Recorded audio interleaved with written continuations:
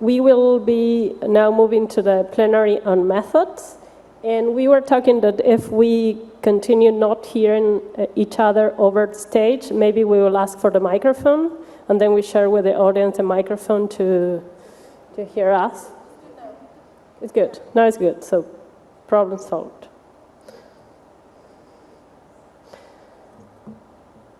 And this is a plenary method for future automated mobilities, and we have 4 world-renowned methodologists that not only talk and reflect on methods, but they develop methods and techniques for the now and the future. So I think it's a unique opportunity to get to know more about them and how they create the know-how and craftsmanship of what they do.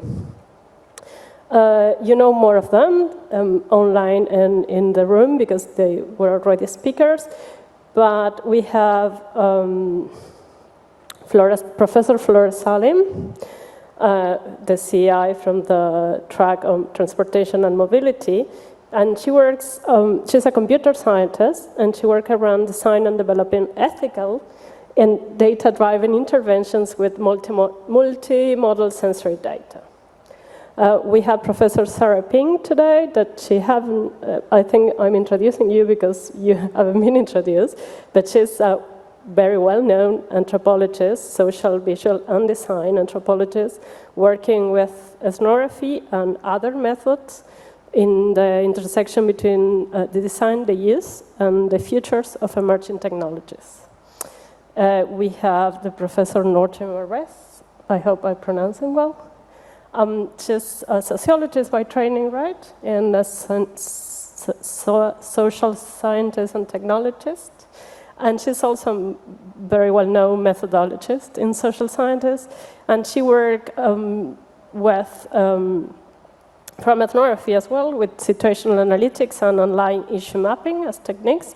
And I like that you also work, study and innovate. One study innovation, which I think is very interesting in terms of methods. And we had Professor Daniele Quercia, which talked about methods recently in the last presentation. But I heard before in other presentations, and I also interested not only in mapping, but as well in the mixing method that you develop. So the question we have here now is how do we know how to, the question put for the panel is how do we research, design, and create interventions toward fair, trusted, and safe futures? Which kind of method and technique we use to do that. But also what I want to start to talk with speakers today is from which epistemic point you know what you want to know. So what you want to know and how do you know that through your methods. So let us start with that. Which method you use for what you want to know. Noortje, do you want to start? Yeah, I can start and ask you all if you can hear me well. Yes, that's great. So the method I'm talking to is issue mapping. And Zoe spoke this morning about the way everything changes when she can show some data on a map, that this sort of changes the way in which you're understood.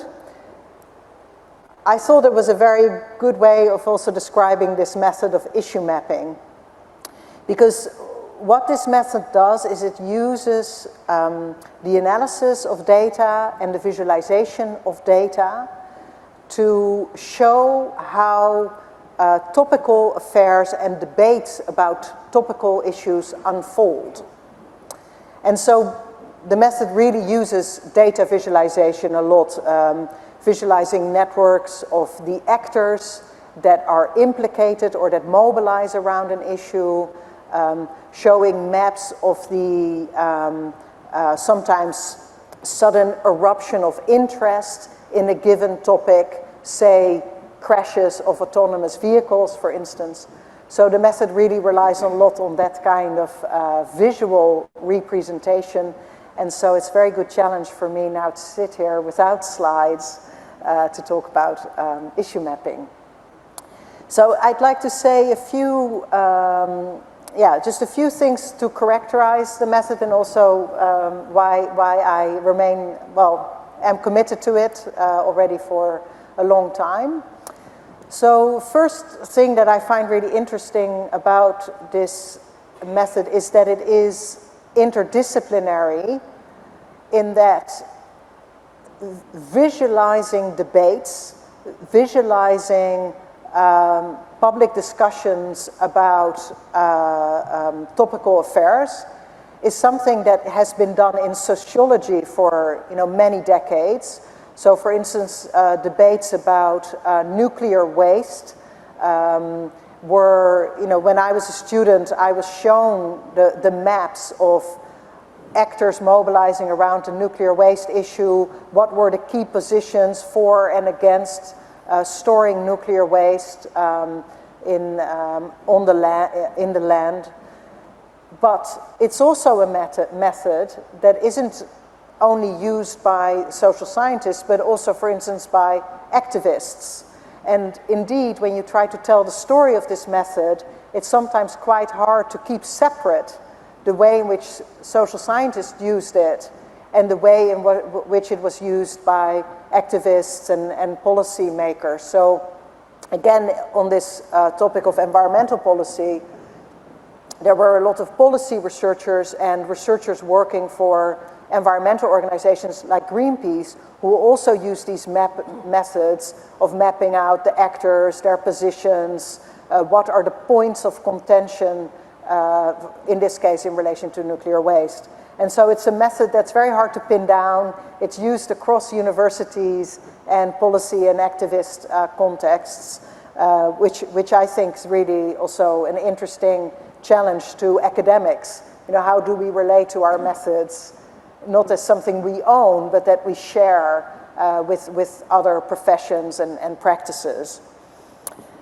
Now, maybe a bit more about what issue mapping, what it does and what it aims to do. So one of the key features is that it asks really simple questions. It's almost like a faux naive method. So when you do issue mapping, and say we take the topic of autonomous vehicles and safety, we ask, what are the issues? And in answering this question, when you do issue mapping, it's quite important to not overthink it. So you go to news sources or you go to social media and you just ask this stupid, simple question. What's the problem with automated vehicles crashing in the streets in Florida and California, where this first became a big question. And the reason that when doing issue mapping, we ask these quite straightforward questions, like what's the problem with this happening, is that in issue mapping you want to be really empirical in how you define what is the matter of concern. So you really want to not, as a researcher, predefine what are the problems, what are the solutions. And in doing that, what I think is a real strength of the method, but which is sometimes also difficult to deal with, is that when you do issue mapping, you start with the fact that engagement with your issue, in this case, automated vehicles and safety, is already happening in society. So different traditions, like for instance, in like social science research on risk, like the risk that technology poses for society, that kind of research, still very prominent, are methods of public deliberation. So what social scientists do there is that they try to create the conditions under which citizens can have a debate about a given topic. They facilitate the kind of occasions for citizens to engage. And what issue mapping does is it says, yes, that may be important to do at some point for us social scientists to create the conditions for public debate. But what is far more important is that that the issues and the concerns are actually already being engaged with in society, but often on terms and in ways that social scientists find difficult to appreciate. So to again take the example of autonomous vehicles, we started working with online videos of mostly lay users and sometimes sort of citizen journalists documenting occurrences of autonomous vehicles in their street, or owners of Tesla vehicles recording videos of self-tests of their autopilot mode in their own vehicles.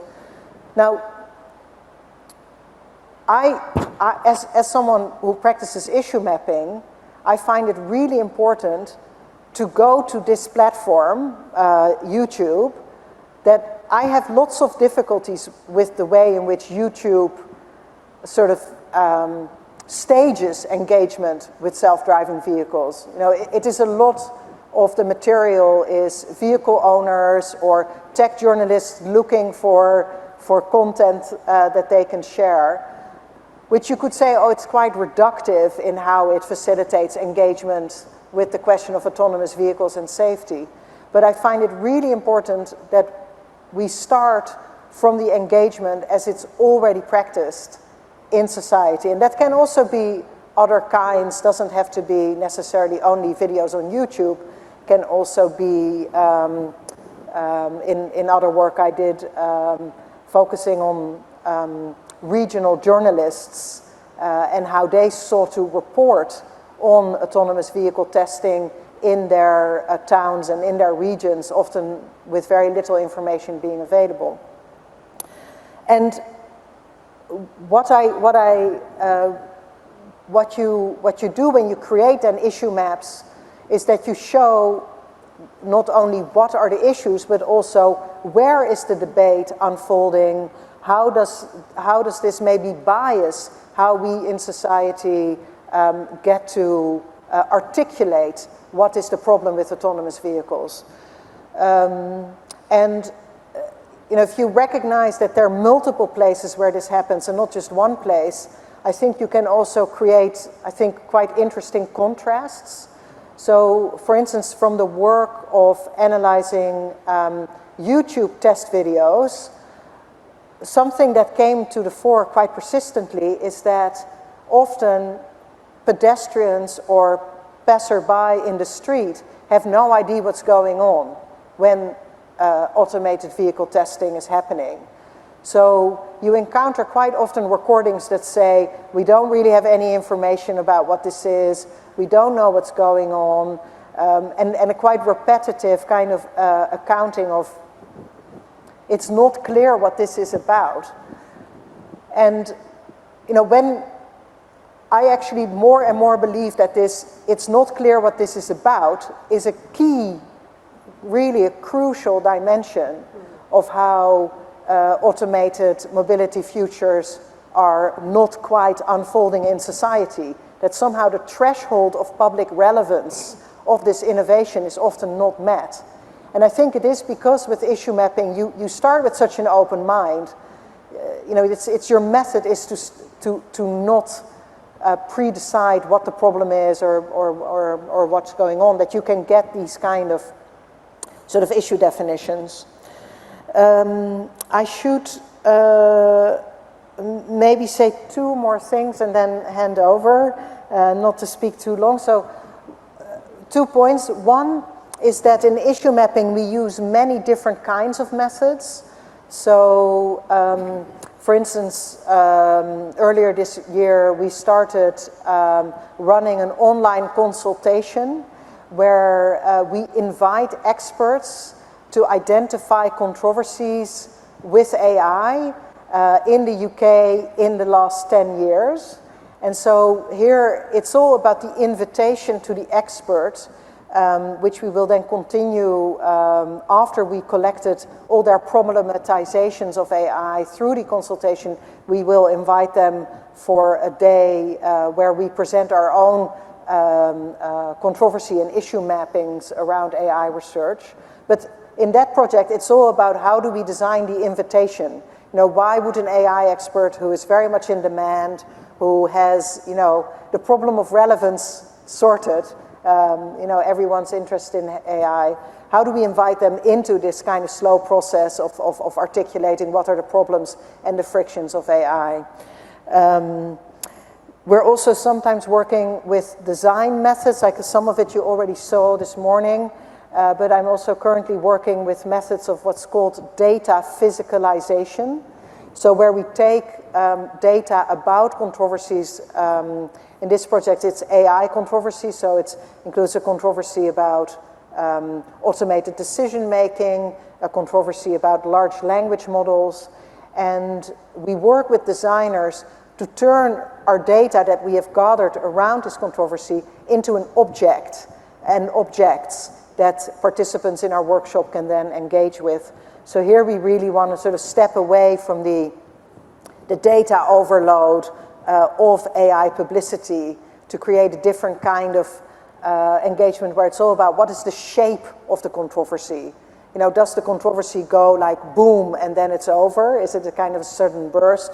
Is it a simmering controversy? How many different locations does it touch in how it unfolds? So there we're working with this notion of shape, and really the collaboration with design researchers is in the foreground. So yes, many different kinds of methods, but this approach of issue mapping where you are empiricist, so what the problems are with new technologies, we want our research sites to tell us what the problems are. And what we're especially, I think, have as an investment or a hope of this method is that when you are open-minded like that who are the groups, who are the factions, is sometimes also the word we need to use, that organize around a given issue, that these do not always fit the known sort of binaries of, say, you know, lay people versus experts, or you know, male versus female, or along boundaries of class, but that we can, you know, define the groupings that organize concern in a much more sort of fine-grained way, so that, for instance, minority computer scientists being politicized by their experience of working for big tech. Now, that's a very important constituency in some of our AI controversies. Or in another case, citizen journalists or tech journalists looking for new ways of practicing investigative journalism. Now, this is another really important constituency. And by having this empiricist mode of just what are the problems according to the data, we hope that we can surface these kind of dividing lines in society that aren't just sort of polarizing, but may also be sort of generative in how we understand what's at stake in the issues. That's great. I think it's fascinating how the method not only has output that's rethinking engagement, but you reconceptualize engagement through the method, and also reconceptualize the issues through the method. So the line between method and conceptualization is entangled, as it should be, but it's fascinating. Sarah? Yeah, thank you. Yeah, it's great to hear, Noortje, about the what you're doing and the direction that takes into the research field.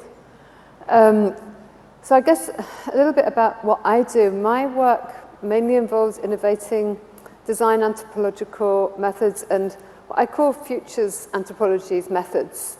And in this, across the whole range of different areas actually, but I'm trying to understand future automated mobilities has been really core to that work over the last at least 10 years.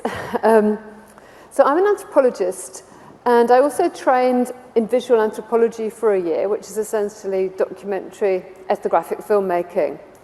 So, and has been absolutely pivotal. So video documentary practice and photography practice have been integral to my work and have influenced the way in which I've worked as a researcher, the research methods and practices I've developed over the years, really from the outset.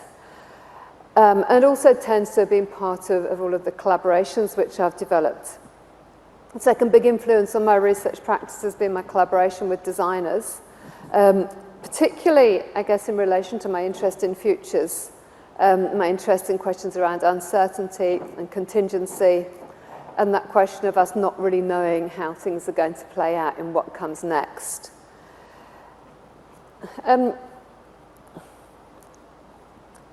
As an anthropologist, so whether I'm working with my camera or if I'm collaborating with a designer to create a possible future situation or simulation, my core principle for my research is being with people.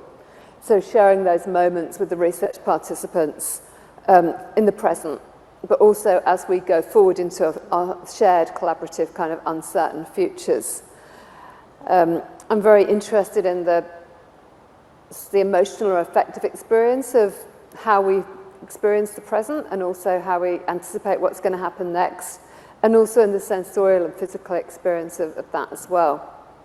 And a lot of my work has gone into developing techniques to be with people and try to work with people in that moment to enable them to surface those feelings that they might never have spoken about before, and may not even have words for. So how do you ask someone, for example, to describe the experience of driving?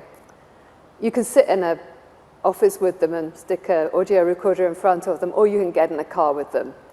And as far as I'm concerned, being in the car with the person or trying to actually engage with them while they're in the experience and then invite them to show you what happens, invite them to reflect on their experiences as they're having them, for me is really the key to comprehending and kind of apprehending other people's experiences and getting as close to them as we possibly can. As anthropologists, we know you can't have somebody else's experience.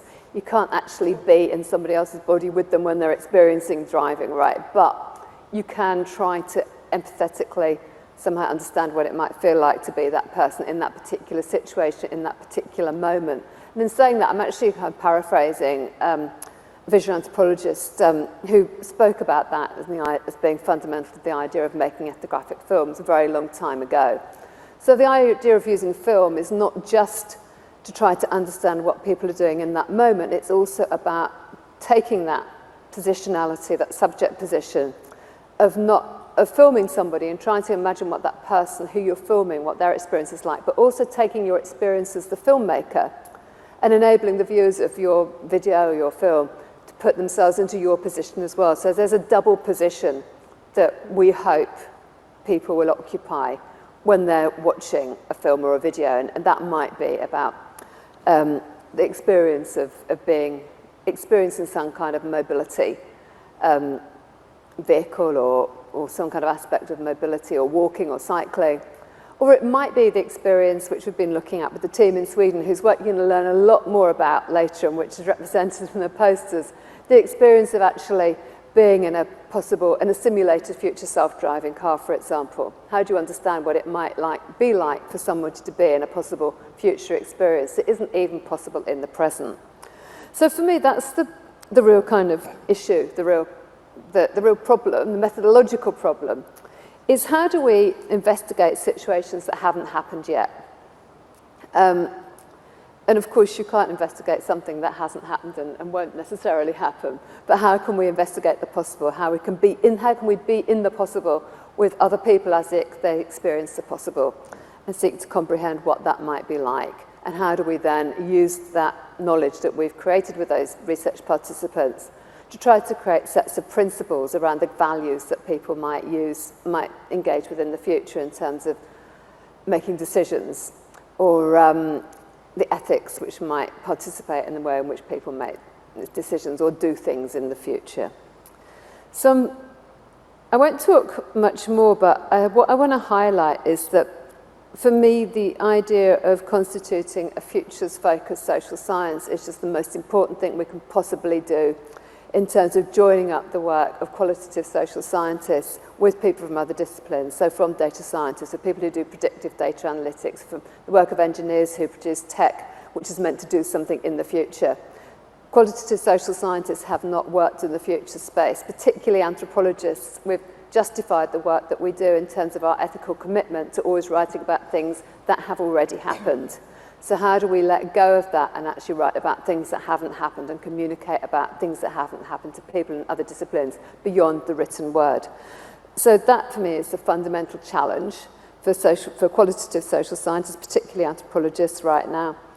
And that's the work that I hope that we're achieving in the Emerging Technologies Lab. I hope we're achieving in the Monash node of ADM+S, and that I hope that we can achieve in our work related to future automated mobilities. And this symposium is called Future Automated Mobilities for a reason, because it's partly about that space where we can work across our different disciplines. And I want to get the qualitative social sciences really into that space. So we're not just talking about what's happening in the present with other disciplines, we're actually talking about what hasn't happened yet with other disciplines.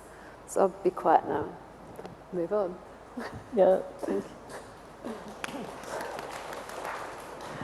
I think I hear half of what you said, but I think what we can discuss later, if the computer scientists agree, is like how we create this knowledge together in such interdisciplinary issues like mobility and transport, and how we can do that, how you both, all of you do that. But no, Flora, please. Sorry, I guess I should help you to listen better to me by facing you, so you don't have to do lip reading from No, side. I can. No worries, I can do this. So, right. So, as you've highlighted, Debora, thanks for involving me in this panel. So my background is in data and also ubiquitous computing. So I work a lot with sensor data. And when you ask me about the methods that I use, or even the methods that I develop, there's so many of them. But the first thing to think about is what we built in our lab are predictive models. Models to predict situation, models to be able to recognize in which situation a user is in at the moment, and the intention of the user in the next time horizon, the next hour, where they will go, for example, what sort of information they will need in their fingertips, and what else do they need in order to actually help them to be more productive in their life. So that's the sort of kind of like the core of what we do across many projects, even in transport mobility, in healthcare, and a lot of the things. So normally what we do is always problem first.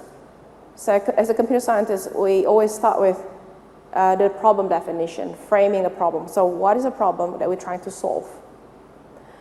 And then when we look at that problem that we're trying to solve, then we look at, do we have data?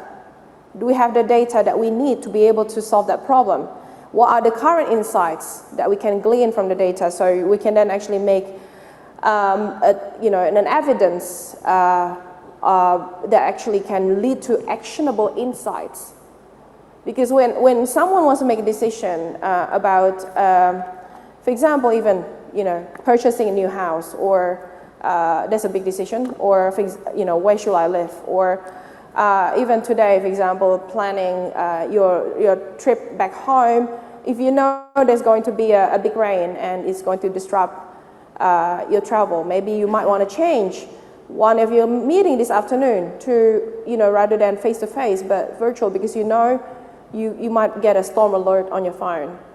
So how can we actually help towards future automated mobilities, things that are more predictive, not just being predictive, but also things to be more proactive for the end user.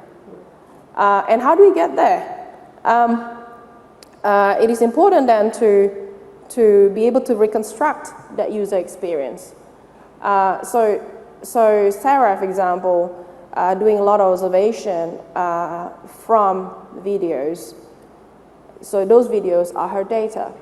For me, the evidence that I glean about users' lives are sensors. Sensor data from the phones, sensor data from wearables, data from the streets, IoT data, and we can then create a very rich, fine-grained reconstruction of basically important activities and behaviors of the users in their daily life.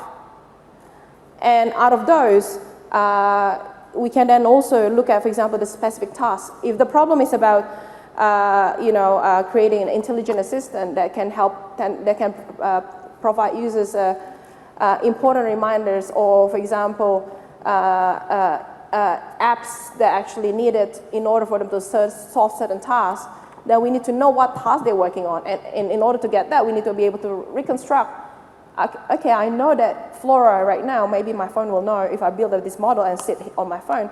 Flora is currently sitting on a panel, and this is related to the task of the center. So, and will that actually help her to be able to prioritize and be more productive? So, and one example project is in a recent project about 2 years ago that we completed with Microsoft Research. It's a Cortana Intelligence Institute, actually done through RMIT when I was still a faculty member here at RMIT with my colleagues. So we asked people to participate and actually tell us in an experience sampling method, for example. So we collect all this data, and we try to make a model that becomes like your executive assistant that sits on your phone, to be able to know, to be able to be like an EA that follows you and knows exactly how busy Sarah is, and she's been on to several tasks, and this is the next thing that she needs to do, and this is what we can recommend to her. And because there's a lot of missing information, there's only limit to what we can get from observation data that we collect. This is where the mixed method comes in. This is where self-reports is useful. Interview data can come very useful. So at the end of the day, at the end of the week, we can actually show people what we learned from their life, and they can tell us whether we're completely wrong or we've got it correctly, but tell us exactly what can you do with this information that we present to you. What would you use it for? We give them prototypes of the data, of the analytics models. We present it to them, and they can tell us what can they use it for. So that's just an example of what we do with predictive models. Thank you.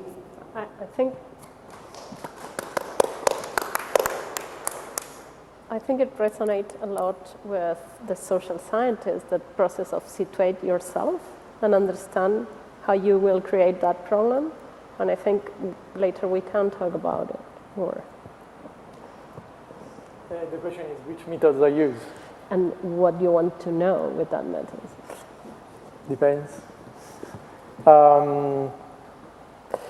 So in the presentation, I'm not sure how many methods I presented, but there's a crowdsourcing, then behind the crowdsourcing there are interviews of people, then coding the interviews of people. So it's most of the projects that we do are mixed methods, right? Now, I think the challenge, whatever methods you use, is to get people with different backgrounds talking. And the only reason why you need a great university, not a good one, a great university, and with different departments, the only reason is that you can do great work because you can work with people with different backgrounds. That's extremely tough, not least because people with different backgrounds, especially the super intelligent ones, they talk very in a difficult language, right? If you talk to the average computer scientist, it's going to be always about deep learning and whatever that means and all the parameters of the deep learning. If you talk about a social scientist using a certain coding approach for qualitative data that the computer doesn't understand. So you sort of, the big challenge is really to have people talking about a problem from different perspectives and understanding each other. And by definition, you're going to be innovative. So you're going to do something, for sure, you're going to do something new instead of being confined in academic silos, right? So my answer to Sarah before was, so one example in computer science is machine learning versus data science. Now, I understand that maybe in the audience, the two things might be the same, right? But in computer science, we went through this history of sort of acknowledging that data science exists. And certain departments in computer science don't even have like a proper research groups in data science. And the reason is that because machine learning are really the people that build algorithms, right? They're super accurate to do one thing, and that's it. And they can do everything, in theory. So they are general. Whereas data scientist is totally the opposite, is that what is the problem, like Flora said, and then what are the solutions, how can I get the data I need to solve that problem? And what's the domain knowledge I need to understand about mobility to actually solve that problem? Now, the data scientist is more the sort of background that has a specialization in data science, yes, but also in mobility, for example, right? So that's a huge, huge shift from a machine learning person that would say, I have an algorithm and it's going to solve all the prediction problems, whether we're talking about heart rate prediction or talking about where people are going to go next. Now, it's your choice. If you want to leave the future of mobility to computer scientists, is your choice. I don't think it's going to be a good future. I'm going to tell you that for the last 5 years, I worked between computer science and urban sociology in a field that is called computational social science. And the idea is that computer scientists still, for 5 years, the only problem they solve, and I apologize for that, is, I don't know if you've done any work on that, but the only problem they solve is that you have POIs, right, these places, and they want to know where you're going to go next. So it's like called predicting where you're going to go next. 5 years, conferences over conferences. Can we do something else in cities?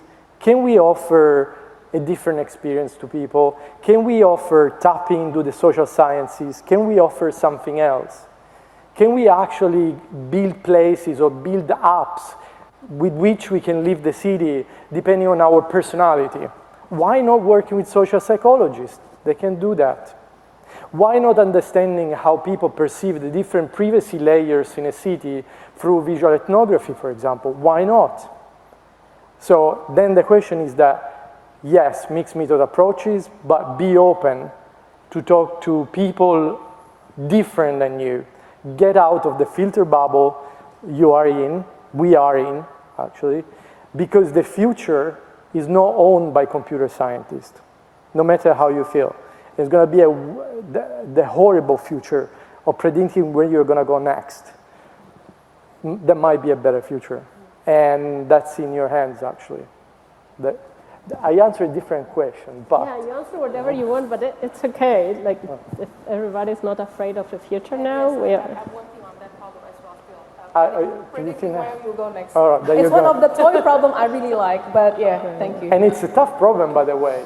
It's a tough problem to predict because, you know, you're going to predict the next where I'm going to go if I'm predictable.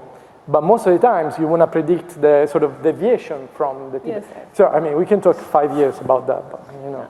I think before to move to the questions, and remember people online, then you can like put a question on the chat, and we will just bring that on stage. But before to move to the questions, I think what Noortje brings up at the beginning, and is connected with Daniele was saying now, in my point of view, is this idea that most of people don't have, including social scientists, when we talk about AI, automated mobilities and many things, what it is about. It's not a clear idea of what is the problem, or if there is a problem or controversy. And then it's a place that we all can intervene in different ways. And in interdisciplinary way, it could be best. But talking about computer scientists, I had plenty of experiences going to fieldwork with them, with both of you actually, in different situations. And I perfectly know that the idea of like the solutionism is not something that come about like because they are set as computer scientists. Because in my experience, most of computer scientists try to situate themselves into what problems are there.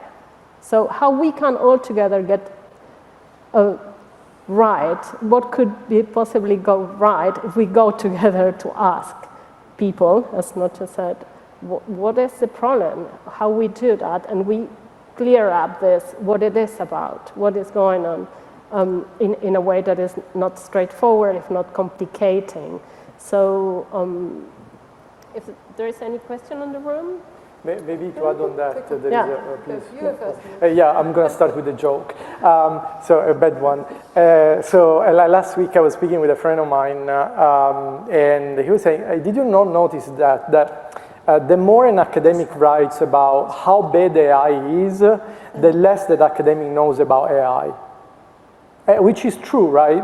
Most of the volumes have written about, and that doesn't necessarily mean that AI is good. Actually, AI can be really bad. But the sort of paradox is that people who write about AI, how bad AI is, know very little about AI, which is a very ethical problem, right? So how can you possibly write how bad the thing is if you don't know that thing? Yes, so it's roughly related to what you were saying. Yeah, I would, for me, I think one of the key things is really to get beyond the problem-solution paradigm. And to actually not ask what's the problem, but ask what's the way forward, which is an altogether different approach, right? Because we're not trying to find out what's wrong all the time, but we're actually trying to find out what could be right. Which doesn't mean that there aren't things that are wrong, but actually getting beyond there being a problem to solve, but together seeking a collective way forward, I think is kind of a more interesting and more positive, more generative way to go forward. Absolutely. Yeah. Because I think we'll disagree on what the problem is, again, which is, as in thinking about if you think about issue mapping, right, different people will have different problems. So how can we remove the problem? Yeah, I mean, I think we could have a really interesting conversation about, you know, starting from the problem, starting from the solution, or starting from the situation. And, you know, I think it's probably the case that these can be sort of complementary approaches to an extent. But to add one more question to Sarah's is the question not, you know, what's the problem or what's the solution, but what's the change? And I do think we're living through a time of quite extraordinary change on a number of levels. One of them that, I mean, I really care about is the change of the role of science in social life. Now, I was raised in a quite old school education where we started with social science cannot be a predictive science. You know, Rudolf Carnap in 1908 said, social science cannot be a predictive science because society is too complex a phenomenon. And, you know, I'm utterly fascinated by the way in which practically all kinds of aspects of social life are being proven to be predictable for practical purposes to an extent. And so I think it's actually a really interesting challenge on another level to social science. It's like, okay, how does this change how we understand society? That so much of sort of prediction and predictability is, you know, constitutive of it. But, you know, at the same time, I really think that the role of social sort of methods is to also continue to push against some of the assumptions, even as we work with the changes, because some of the most, you know, interesting things for me have to do with what I think of as like interactivity. So, for instance, when the app Waze decides that some users are going to be used as a probe, so some users are going to be sent into the traffic jam so that the app can gather data to measure the properties of the traffic jam. Now, when this gets reported, the kind of user commitment to Waze and the kind of, am I going to do what this app is suggesting I do, it takes a hit.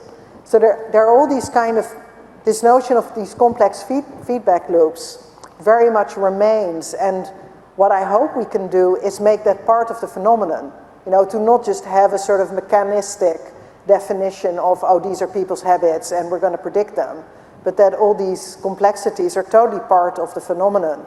Now, when the iPhone starts reporting as accidents, people who sit in a roller coaster, there are all these kind of artifacts of these systems that really, I think, are very consequential for how effective, how understood, how misunderstood these technologies are. And that's really part of,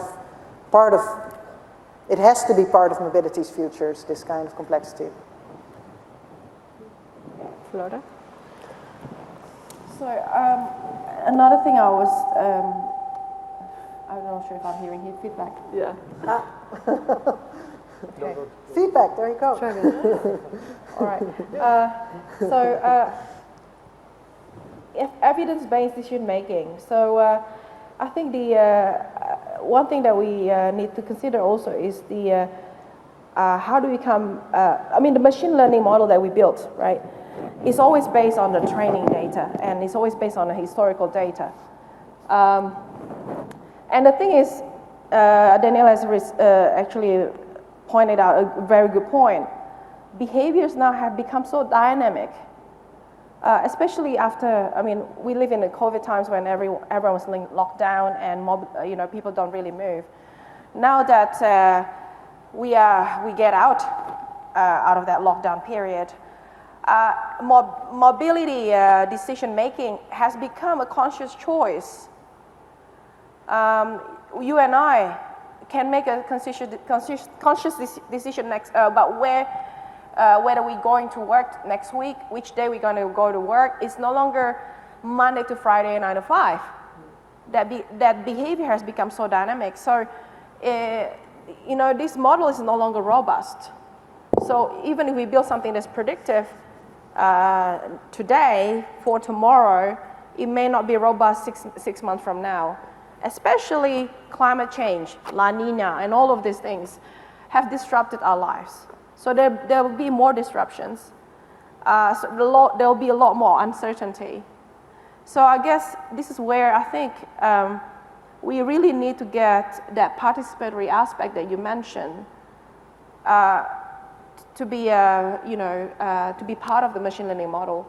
So one of the topics I really like these days in my research is continual learning. How do we get a model to continuously learn from the environment at the same time from the end user, and trying to continually adapt to the unknown unknowns.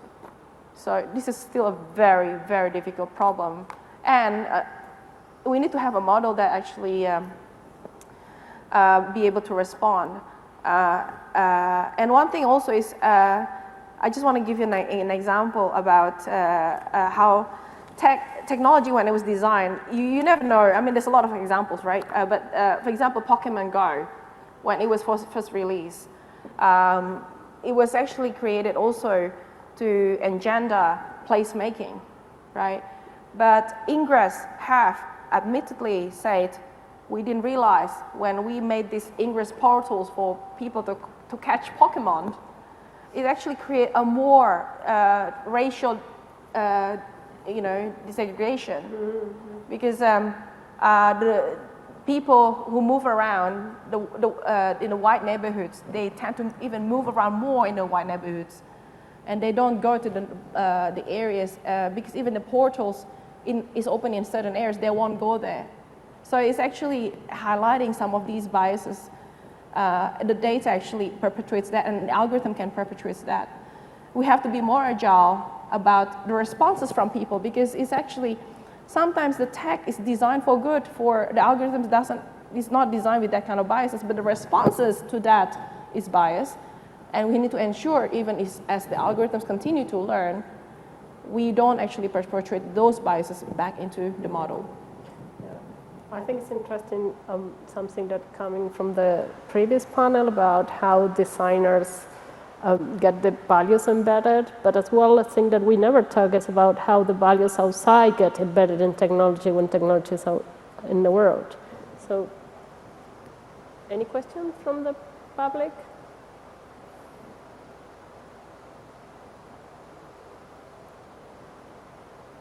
Yeah.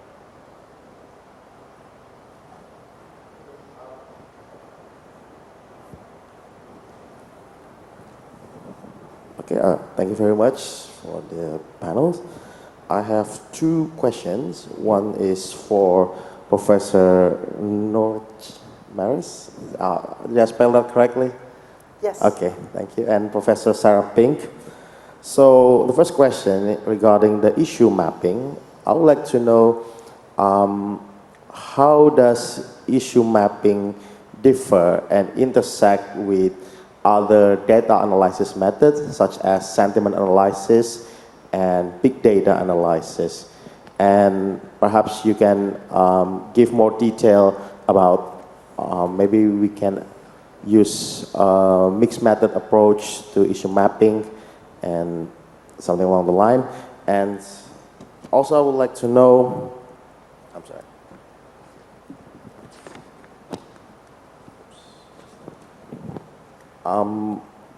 How visualization in anthropology can provide clues for future practices.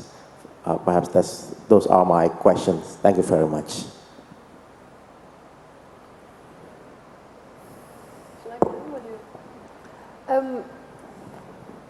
Well, in the work that I've been doing across various different teams, so we've used visualization as a way to both characterize what some of the dominant societal narratives are about future technologies, on the one side, and on the other side, we've also used illustration to represent the kinds of possible futures that we've learned about from our research participants. So I think that using illustration is really powerful in that respect, because we can actually bring to life imaginaries that appear, we can bring to life and make accessible, very directly and very quickly accessible, arguments or visions of futures which are often buried in. So for example, in one of the reports that we're going to launch this evening, one of our transport and mobility scoping study, as part of that report, Emma Quilty has analysed a series of reports, and then she's actually used her findings from her analysis, and then she's had them visualised by an illustrator into 3 illustrations which demonstrate some of the gender bias and the way in which those futures are actually envisioned in the dominant industry, government and policy kind of narratives from those reports and the consultancy reports as well. That's one example. And that work, we have a whole kind of pattern of work in that respect in our lab. So Carrie Dahlgren also did previously, developed a series of comic strips based on her analysis of over 60 industry reports around the future of the technology and energy industries. And by visualizing those research findings through illustrations, we make them directly accessible to a whole range of people, to academics, to our industry partners, and to a wider public. So we're really able to kind of make those visions visible in a way that's very accessible and very human. At the other end, we've also used illustrations to visualize our findings based on a series of ethnographic studies and also design futures workshops that we've done with participants, some householders in Australia, in one of our projects, our Digital Energy Futures project. And again, that project has a relevance to future automated mobilities. We're really interested in electric vehicles, electric vehicle charging. And so we've created one of our illustrations which looks at the future of electric vehicle charging and relation to the energy grid and other things. And I guess the other thing I should mention, of course, is filmmaking. So we're actually next Tuesday evening at Caulfield campus, we're launching our Digital Energy Futures film, a documentary film. And that film is actually focused on battery charging, both for electric vehicles, but also for household batteries. And again, it has a futures kind of focus to the film and reflects on possible futures. And it reflects on the degree to which people will actually be willing to accept and engage with automation in their homes, looking into the future. So, and again, we'll be seeing a series of films that Jenny Lee, who's our ADM+S People Programme Monash Node filmmaker, has made as well, looking at future automated mobilities and raising some of those questions with diverse groups of people tomorrow at this event. So for me, visualizing possible futures and also using using those visualizations both critically and positively towards thinking about how can we think about futures that can go right is absolutely fundamental to our work as academics, but also to our work as engaged academics wanting to communicate about our research far beyond academia. Yeah, about issue mapping. So it's an approach that works with many different techniques of analyzing data, visualizing data. So I mentioned a project around online videos. In that project, we worked with the self-descriptions of videos. So we took metadata from YouTube and other platforms of how the owners of that content, how they had described what's going on in that video. In other work, we're working with Twitter data and we're analyzing conversations on Twitter, and we're using methods of detecting the stance in tweets, but also doing topic identification in tweets. And so issue mapping works with techniques that are used across social and computational social research. But so I think it's important to make it clear that it's a particular methodology, it's an approach using these existing methods, and mention maybe two things what is distinctive about the approach. So the first is that when you do issue mapping, you look at information and being produced by people across different social contexts and analyze that information for what friction, what points of contention, what kind of things at stake can we identify from this data, from this content. So you're treating the information that is being generated as part of social practices as productive.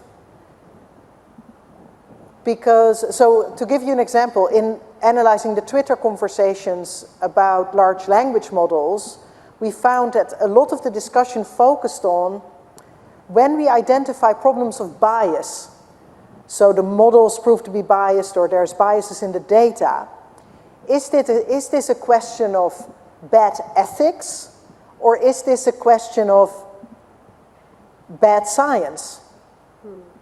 So this question seemed to be what produced a lot of the dividing lines and the disagreements between the participants in the conversation.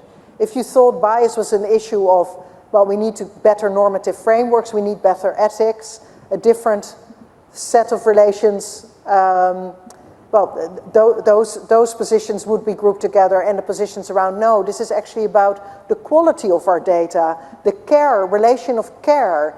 Do the computer scientists who work with large data sets, do they even care where their data comes from? Do they develop relations of, good caring relations as a practice of doing good science?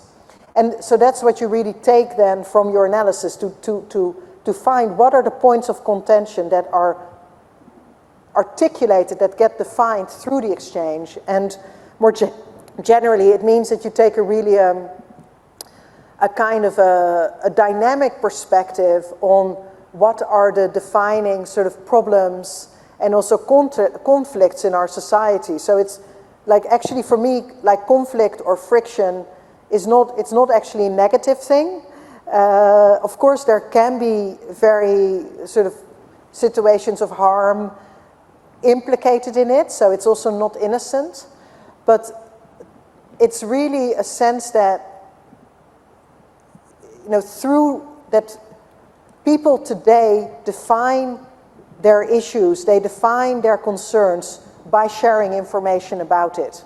And that gives you a different way into understanding what is what is technology doing to society. We can now actually rely on the analysis of those processes of information exchange to get an understanding of that. My question was for Daniele. If you could redirect the attention for 5 years of those engineers, what would be the outcome that you'd like to see in terms of imagining mobilities in the city?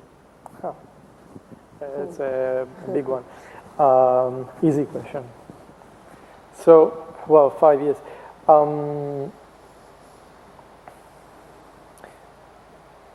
Okay, so I think the human needs, they stay the same, roughly, right? So we don't need to invent them. We just need to accommodate them in new ways. So there is a bit of a tendency in certain circles, especially in technological circles, to reinvent human needs, whereas we shouldn't do that, right? So human needs need to be accommodated in different ways. And so I would start human-centric approach is called, right? So I would start first from the human needs and try to have some sort of technologies. So, and these human needs don't change very much, so in the next 5 years I would think about how to best accommodate human needs without being constrained by, for example, things you can measure or you can't measure, right? So which is basically the first, the big obstacle of all the work that I show is that is very difficult to measure, therefore we are not going to do it. Or this is very complex to map, so we are not going to do it. Just to give you another example of what I would love to see in the next 5 years, that's more general, not only for AI for cities, but also AI in general.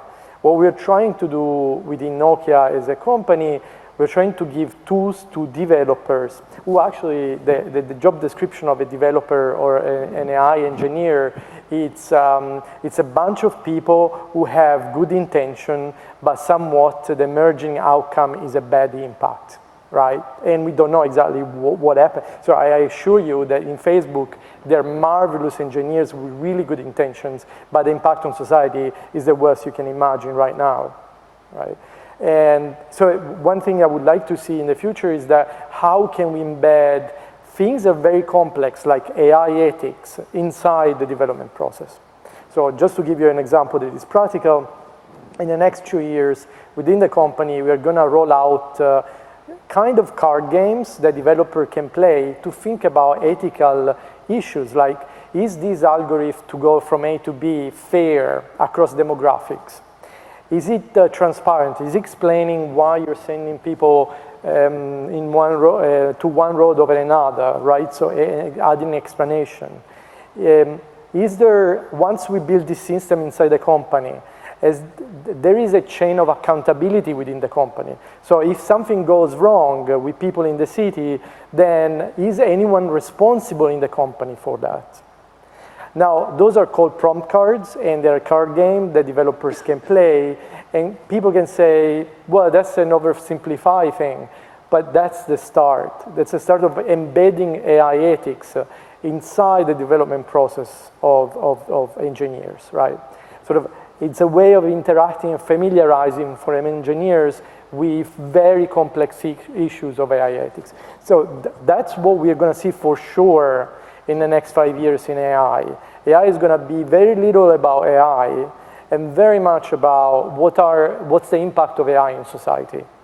And I would love to see some of this stuff in the next 5 years embedded in products. So we're going to have more responsible AI products, and people can carry their phone without having problems, can like content without thinking that like can be used for them to be targeted in a certain way, because at the design stage, we are starting to have some principle of what being responsible means, which is huge from philosophies to ethics to computer science, right?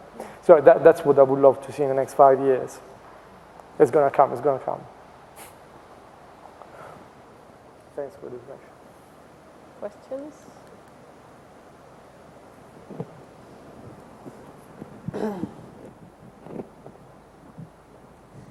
Hi, my name is Kat from ANU. I was interested in what you see as the future of crowdsourcing data from the social internet. If Facebook and Twitter have maybe peaked and it's becoming very fragmented with things like interest-based Discord servers, private messaging groups, the Fediverse, and other sort of different Twitter clones and that sort of thing.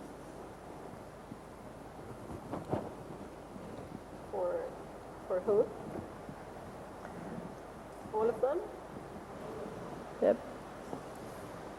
Did you understand? Because I had. So the question is, what's the future of crowdsourcing, given that the different platforms tend to be fragmented, and it will be fragmented in the future? Oh, it is already fragmented. Yeah, that's going to become more. I don't know. It depends what you mean by crowdsourcing. Can you develop on what you mean exactly by crowdsourcing in your question? Noortje was talking about using Twitter to obtain data, for example. So what is the future of those types of methods? Do they have a future? Well, I mean, I would be quite happy to sketch some speculative futures. So one speculative future is data portability, right? So that when you're a researcher, it is actually not necessarily through a platform API, the social media platform API, that you access your data. And what I think is very interesting about that is that it suggests that cultivating relationships with communities of users becomes a more important part of data collection and data curation. And I mean, I'm really interested in the possibilities that opens up for participation to be a relationship throughout a research process. So again, this, trust moves slowly. What if data would move a bit more slowly and required participation all along the way? One of the things that are interesting, there are experiments with data access requests. So some colleagues at the University of Brussels, they work with particular NGOs, whether they work, for instance, in privacy or workers' rights of Uber taxi drivers, and they pool the requests for data from these users from, say, Uber, but it could also be, a supermarket or LinkedIn. And you then get also a kind of a collective application of personal data. And I am, like, that speculative future, I'm also hopeful about that. We've talked so much about personal data in the last, 5-10 years, for very good reasons. But there are a lot of collective applications of that personal data that we can envision. We can actually understand something about how Uber treats its the performance evaluation of their workers if you pool their data and do an analysis on the collective level. I'd like to comment, because you mentioned Uber. I really like, I want to tell a story about my Uber driver yesterday that I took. Although I'm at UNSW Sydney, so I've just moved. I've just joined them in April. But I still live in Melbourne, so I'm still commuting between the two cities. So I use Uber and DD quite a lot.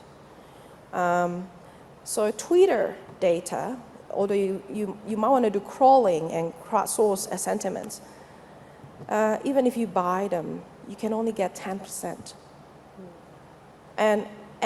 Or even 5%. And if you try to situate them within a city, 5% is a really good number.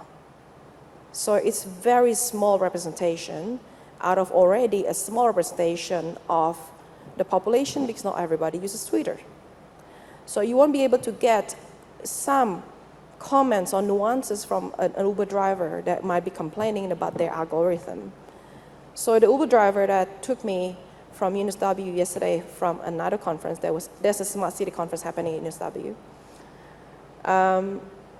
I called the Uber. It gave me right away 1 minute wait, which is brilliant. Normally it's not 1 minute wait.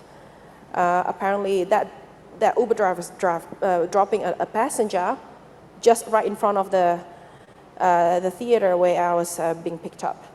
So, and then this Uber driver told me, today Uber's been good to me because there's seamless wait between picking up passengers. Sometimes on a really bad day, the algorithm will send me, he didn't mention algorithm, this is just my terminology, they just say, the app will send me 20 minutes away from where I am between one passenger to another. So the algorithm today has been really good. So this is talking about equity, talking about fairness in an algorithm, of a stakeholder, which is a driver, of a system. And often when we think about Uber as a two-party system, which is the Uber as a service provider, Uber and the end user, often we don't remember about the driver who's also a stakeholder, and potentially others who are impacted, like the taxi drivers. Another day, 2 days ago, a taxi driver stopped by where we were trying to pull, and waited for an Uber for 10 minutes and didn't arrive. The taxi driver asked, how much did Uber tell you where you're going to go? I'm going to match it. So this is interesting. And this is where I think the future should not be like that. It should be participatory, as you said. And we need people to be part of that. And this is where the future of crowd sensing should be. So it's not just crowdsourcing, crowd sensing. And that is an equal voice in the data. Which is scary as well, right? Because, for example, just to answer your question on the Twitter stuff, Twitter is as good as the user group that represents. So to say that one can do social science on Twitter is just, I don't know, it's a bit weird, right? So you can represent a certain demographic, 30, 35, the professional, and that's it, right? Then you find another platform, which is Mechanical Turk. You can represent people who work on Mechanical Turk doing tasks, right, which are different than the general population. Then, so any crowdsourcing platform is as good as, and is representative of the people who are on that platform. That's key, right? To say that someone has solved a general problem in social science by going on crowdsourcing platform, that would be a huge mistake. So to answer your question, that is as good as the group that Twitter will represent at some point in the future. And the crowd sensing, though, it's I would invite you you all to read a Harari piece on the Financial Times. It was talking about this idea that we're all gonna be wearable sensing people, where the wearables, we're gonna wear this wearable, and they're gonna control us, right? Because now, if you can sense my heart rate and my heart rate variability, you know my stress levels right now, and you might know the stress levels in the room once these devices will cost $10, and then what's stopping the next company to actually say, what are we gonna do next to entice a certain stress level in the room? Right. So, and that's a scary future as well. That's why you need, yes, that's why you need a bit of ethics as well in developing these wearables and in the crowd sensing part. Yes, we need to be all part of it, but not always. And what's the cost of it? Fantastic. Any? Mike has got a question. Like, do you have the microphone?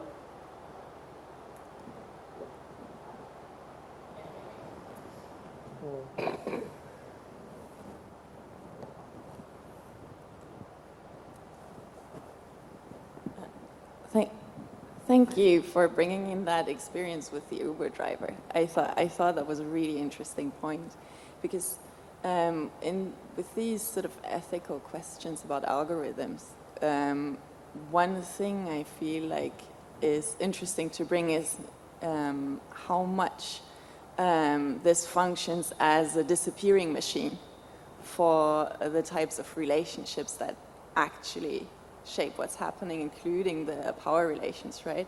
Because when you related that incident, you were saying, you know, it has been good to me, they have been good to me. And when you hear platform workers talk about their realities and their life with the algorithm, that's a lot of the times what happens, that you can't really tell whether they're talking about the app or human manager, and the way that the language that they use often confuses the two. And that's very telling, right? Also, the things that we use to be able to talk about AI, but also what it does to how we perceive these relations, right? So if you have time to expand on that, I would be really interested to hear more about that. And I think something that we were sort of collectively thinking about at the table, because we've been progressively building friction cards from the AHA project. When you mentioned these, like introducing friction through prompts and engineering, I'm sort of intrigued by how we move from the friction to embedding the ethics at the design stage. What are the points that we can, the dots that we can connect on the path from one to the other? If I just, computationally I can answer that, but beyond computation, this is where we need everyone in the room to participate in this discussion. So we normally, whenever we develop either a prediction algorithm or an optimization algorithm, we normally work towards an objective function. And this is where it gets interesting with these frictions, because let's say you want the shortest wait, the passenger wants the shortest wait or the shortest queue for a taxi or an Uber or whatever. The Uber driver wants the same, but there's so many other players, right? So who gets a priority now, who gets a priority maybe later? So the algorithm will never be fair to one member of the society every single time, because it's just impossible. It's a very complex computation, very hard problem. But we can try to look at the trade-offs, and this is where the game comes in. Maybe you are winning today, but losing the next day. Unfortunately, though, a lot of these algorithms are sitting as a black box. They just don't know what's going on. If the algorithm can explain itself to the end user, it can give a certain assurance. Sorry, you are not being prioritized at the moment, but you will be tomorrow. You know, if there's a certain way of doing that. And actually, I've got one of our PhD students in the center, so Tina sitting there at the back. She's actually working on the multi-objective optimization of these different criteria, and actually on the aspect of Uber or rideshare. So how do we compute long-term fairness, for example, for the Uber driver and for the passenger, when you can't actually get them to be on the same playing level at the same moment, but if there's actually a more relaxed constraint, let's say time, maybe today you get a priority because you cannot miss this meeting, but in the future you can, then we can even give you a discount. This is where the economics, the gamification of economics and pricing could play. Could I just also say the thing about ethics that I think is important to raise for this symposium as well, is that on what the principles upon which you would want to base the ethics for future rideshare. So this symposium is about hope, justice and care. So would you want to put an ethics of care forward as a fundamental principle for rideshare, rather than an ethics based on something else, right? So, and what is justice? How do we actually make something like ride-share just? What are the principles upon which we base some of those questions as well? So I think talking about it in terms of ethics is really important, but what are the ethics?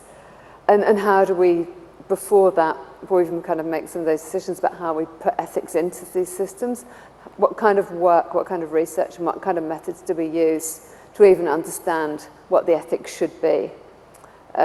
So I guess I would kind of take it back to that question of how do we know that? Who do we work with? How do we actually negotiate that basis as well across the different stakeholders who are involved?